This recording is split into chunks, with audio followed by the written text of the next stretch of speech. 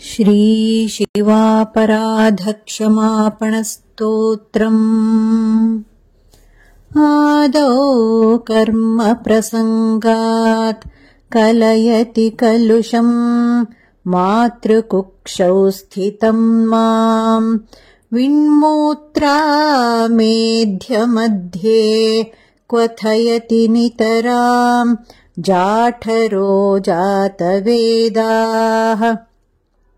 यद्यद्वै तत्र दुःखम् व्यथयति नितराम् शक्यते केन वक्तुम् क्षन्तव्यो मे पराधः। शिव शिव शिव भोः श्रीमहादेव शम्भो।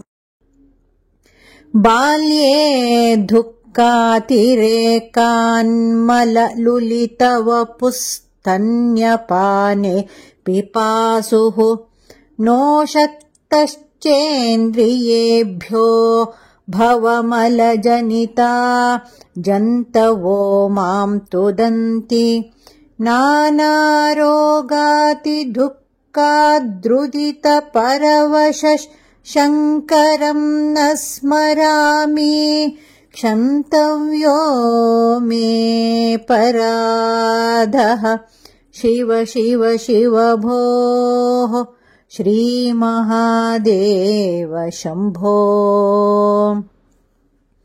प्रौढोऽहं यौवनस्थो विषयविषधरैः पञ्चभिर्मर्मसन्धौ दष्टो नष्टो विवेकः सुतधनयुवतिः स्वाधसौख्ये निषण्णः। शैवे चिन्ताविहीनम् मम हृदयमहो मानगर्वाधिरूढम् क्षन्तव्यो मे पराधः।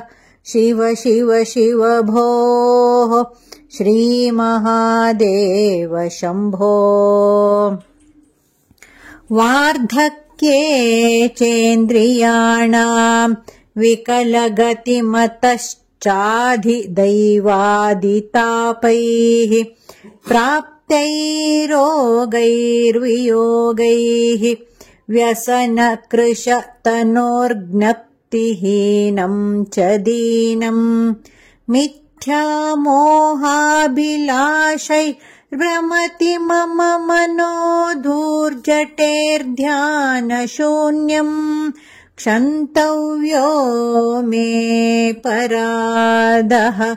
शिव शिव शिव भोः श्रीमहादेव शम्भो। स्नात्वा प्रत्यूषकाले स्नपनविधिविधौ नार्हतम् गाङ्गतोऽयम् पूजार्थम् वा कदाचित् बहुतरगहने खण्डबिल्वी दलम् वा नानीता पद्ममाला सरसि विकसिता गन्धपुष्पैस्त्वदर्थम् क्षन्तव्यो मे पराधः। शिव शिव शिव भोः श्रीमहादेव शम्भो।